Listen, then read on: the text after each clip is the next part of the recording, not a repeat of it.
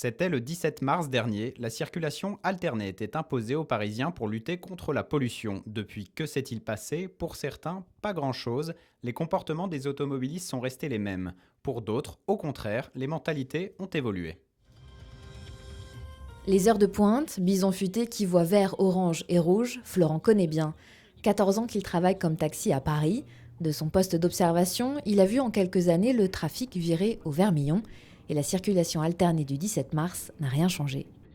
Le lendemain, les gens ont repris effectivement leurs habitudes quotidiennes.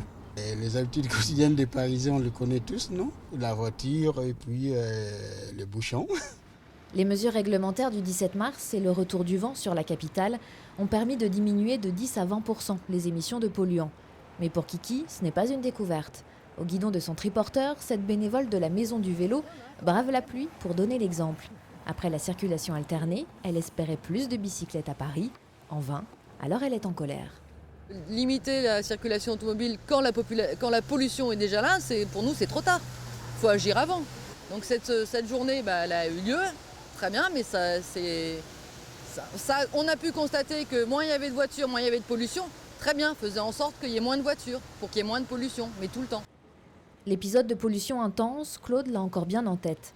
Avec son ONG Écologie sans frontières, il a déposé une plainte contre X au pénal pour mise en danger d'autrui. Pour lui, il y a un avant et un après mars 2014.